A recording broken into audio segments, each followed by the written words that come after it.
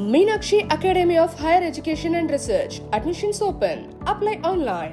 சர்வதேச அளவில் மேற்கு உலகில் இந்தியாவோட உற்ற நண்பன் அப்படின்னு கருதப்பட்ட நாடு அமெரிக்கா.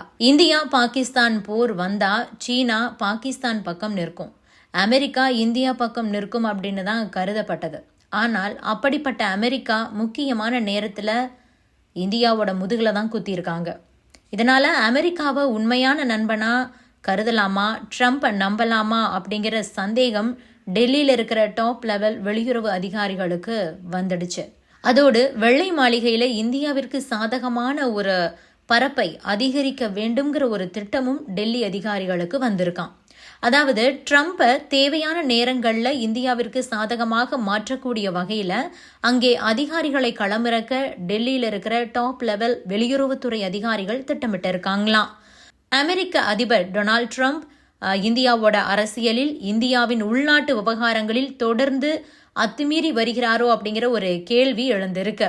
அவருடைய நடவடிக்கைகள், அவருடைய பேச்சு அனைத்துமே அதைத்தான் காட்டுது. சமீபத்தில் அமெரிக்க அதிபர் ட்ரம்ப் ஆப்பிள் நிறுவனத்தோடைய தலைவர் டிம் குக்குக்கு ஒரு எச்சரிக்கை விடுத்திருக்காரு. இந்தியாவில் தொழிற்சாலைகளை நீங்கள் தொடங்க வேண்டாம்னு வேற சொல்லியிருக்காரு. இது தொடர்பாக ட்ரம்ப் எந்த மாதிரியான ஒரு எச்சரிக்கையை விடுத்திருக்காருன்னா, அவர் அதை பற்றி பேசியிருக்காரு.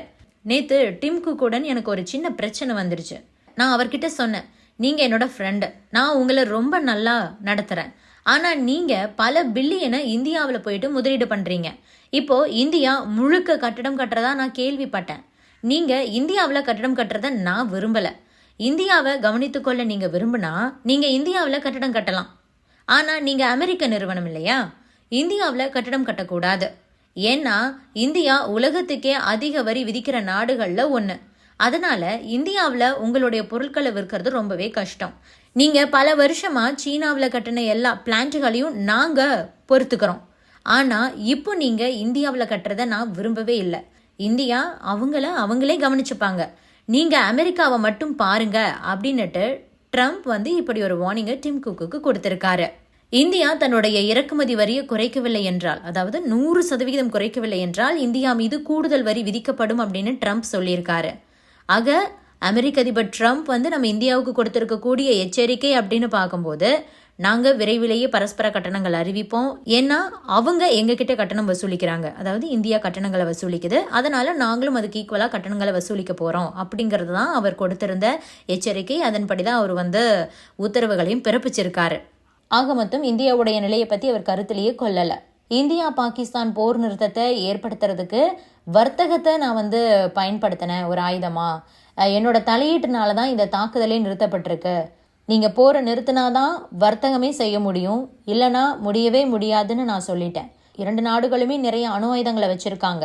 அதனால அணு ஆயுத போரை நிறுத்தியதே நான் தான் அப்படிங்கிறத உங்களுக்கு சொல்லிக் கொள்வதில் நான் பெருமைப்படுகிறேன்.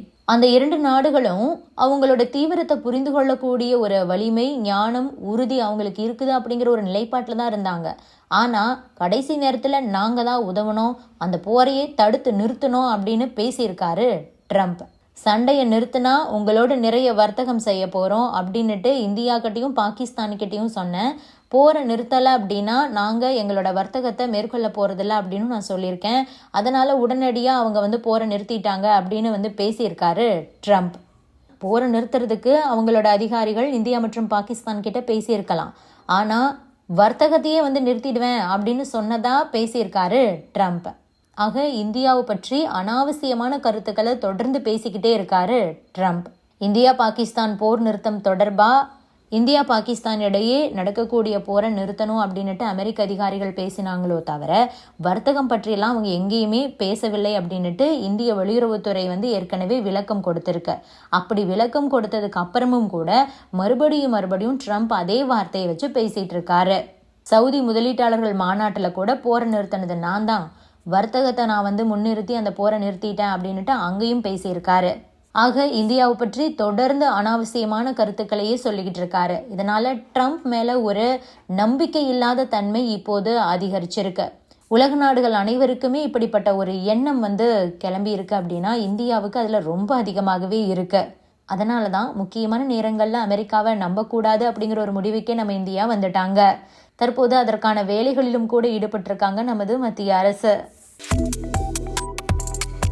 Subscribe to One India and never miss an update.